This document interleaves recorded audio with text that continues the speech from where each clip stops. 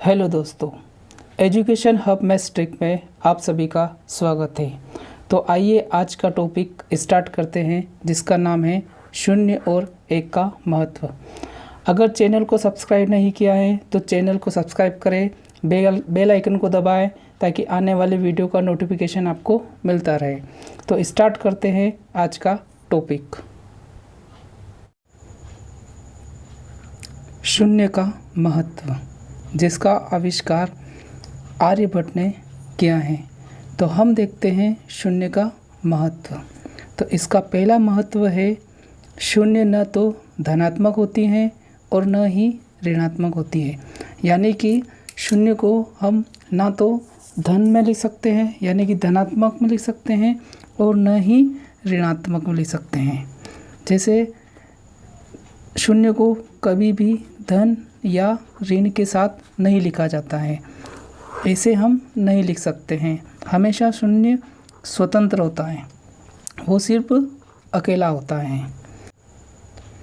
तो आइए इसका दूसरा महत्व देखते हैं। यदि किसी संख्या में शून्य जोड़ा जाए तो उसका मान दी गई संख्या ही होता है। शून्य को किसी भी संख्या के साथ अगर जोड़ दिया जाता है फिर भी उसका मान वही होता है। जैसे 0 के साथ अगर 5 को जोड़ा जाए तभी भी उसका मान 5 ही रहता है, या 0 के साथ 7 को जोड़ दिया जाए तो भी उसका मान 7 ही रहता है, या 8 के साथ 0 को जोड़ें तो भी उसका मान 8 ही रहता है, और 115 के साथ 0 को जोड़ें तो भी उसका मान 115 ही होता है। यानी कि 0 के साथ किसी भी संख्या को जोड़ दिया जाए तब भी उसका मान वही संख्या होगी। आइए अब शून्य का तीसरा महत्व देखते हैं। यदि किसी संख्या में शून्य घटाया जाए तो उसका मान दी गई संख्या ही होता है। जिस तरह से शून्य को जोड़ा जाए तो भी मान जो दी गई संख्या होगी, उसी तरह से शून्य को किसी भी संख्या के साथ घटाया जाए तो भी उसका मान दी गई संख्या ही होगी। आइए एग्जाम्पल से समझते हैं। मान लो 0 के साथ 7 को माइनस किया जाए तो दी गई संख्या -7 ही उसका आंसर होगा। 0 के साथ अगर 15 को घटाया जाए तो भी उसका आंसर -15 ही होगा। इसी तरह से -7 को अगर 0 के साथ घटाया जाए तो उसका आंसर -7 ही होगा, और अगर 8 को 0 किया जाए यानी कि 0 के साथ माइनस किया जाए तो उसका आंसर 8 ही होगा। आई होप आपको शून्य के महत्व समझ में आ रहे होंगे। तो अब देखते हैं शून्य का अगला महत्व। यदि किसी संख्या से शून्य का गुणा किया जाए तो प्राप्त गुणनफल शून्य ही होगा। किसी भी संख्या के साथ शून्य को गुणा किया जाता है तो गुणनफल जो होगा हमेशा शून्य ही होगा। जैसे 5 का गुणा अगर 0 में किया जाए तो 0 ही आंसर आएगा। -7 का गुणा 0 के साथ किया जाए तो भी आंसर 0 आएगा। 0 के साथ किसी भी संख्या -3 ले लेते हैं, 0 के साथ -3 का गुणा किया जाए तो भी 0 आएगा, और 0 के साथ 117 का गुणा करेंगे तो भी आंसर 0 ही आएगा। और ये बहुत ही इम्पोर्टेंट महत्व है। तो ध्यान रखने वाली बात है कि शून्य के साथ किसी भी संख्या का गुणा किया जाए तो हमेशा गुणनफल शून्य ही होता है। अगला महत्व देखते हैं। यदि किसी संख्या से शून्य का भाग किया जाए तो प्राप्त भागफल शून्य ही होगा। किसी भी संख्या से शून्य का भाग अगर करते हैं तो हमेशा जो भागफल प्राप्त होगा वह शून्य ही होगा।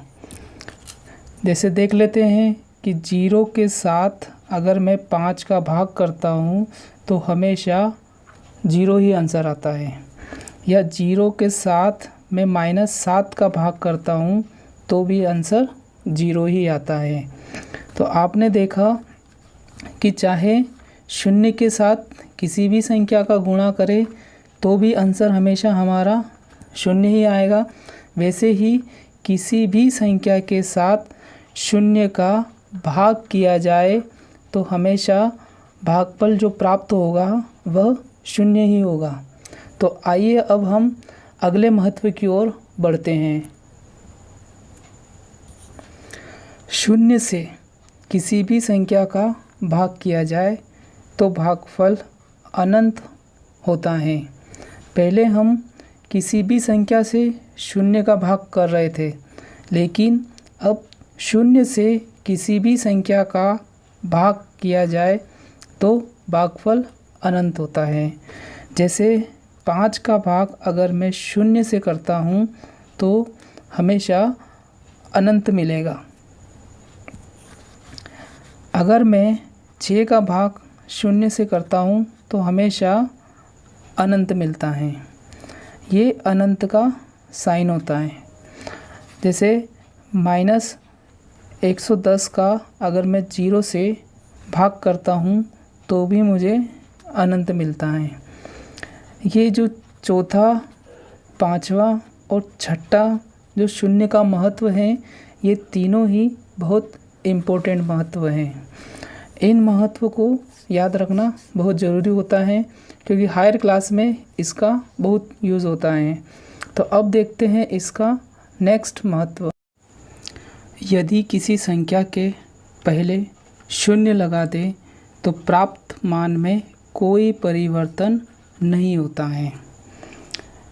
किसी भी संख्या के पहले शून्य को लगा दिया जाता है तो प्राप्त मान में कोई परिवर्तन नहीं होता है।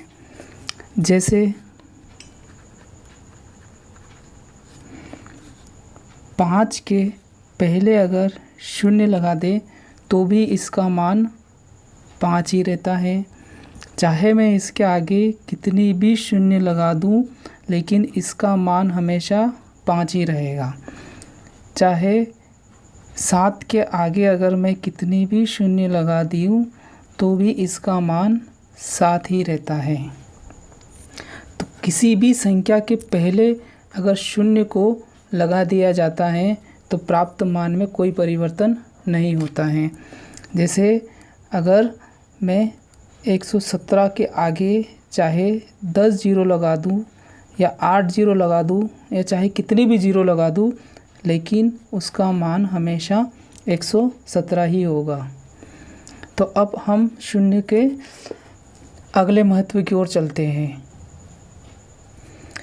यदि किसी संख्या के बाद में जितनी शून्य लगाई जाती है, यानी कि संख्या के बाद जितनी शून्य लगाई जाती है तो प्राप्त मान में उतने ही गुना की बढ़ोतरी होती है।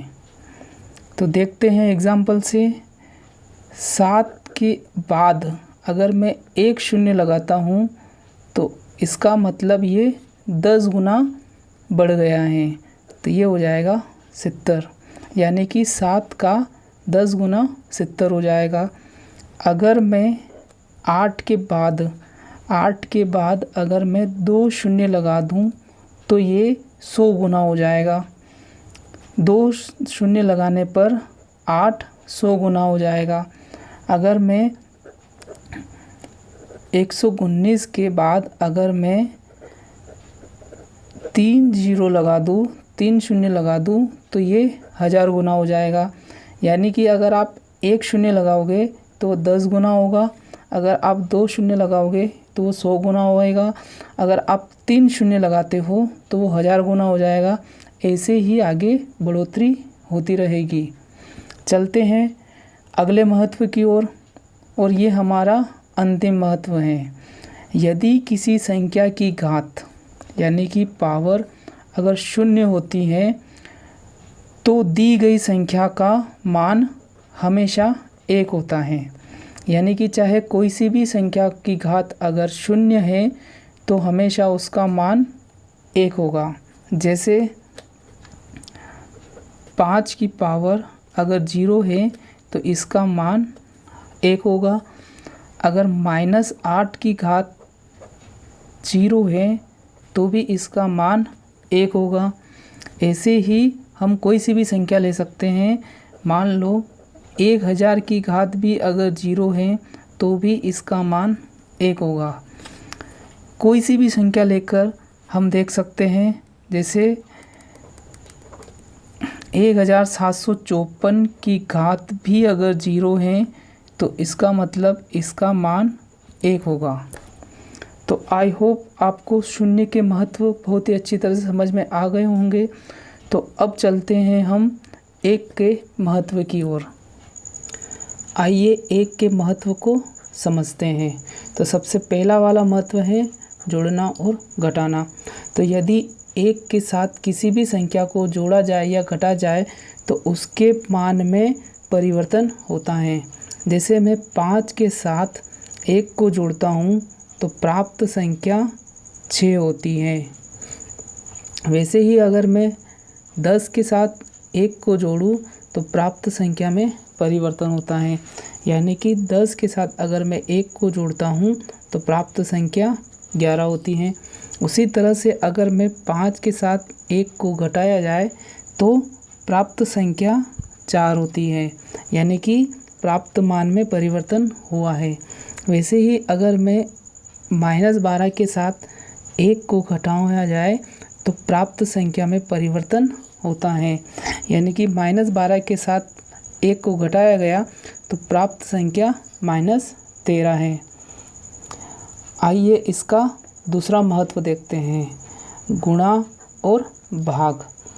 यदि 1 के साथ किसी भी संख्या का गुणा या भाग किया जाता है तो प्राप्त मान में कोई परिवर्तन नहीं होता है। यानी कि अगर मैं किसी भी संख्या के साथ 1 का गुणा या भाग करता हूँ तो जो संख्या प्राप्त होगी उसमें कोई भी परिवर्तन नहीं होगा। जैसे अगर मैं 1000 के साथ अगर 1 का गुणा करूँगा तो भी आंसर 1000 ही आएगा। यदि मैं -500 का गुणा अगर 1 के साथ करता हूँ तो भी मेरा आंसर -500 ही आएगा। इसी तरह से भाग को देखते हैं। यदि मैं 5 का भाग अगर 1 से करता हूँ तो वही आंसर 5 ही आएगा। उसी तरह से -606 का अगर मैं भाग 1 से करता हूँ तो वापस -606 ही आता है।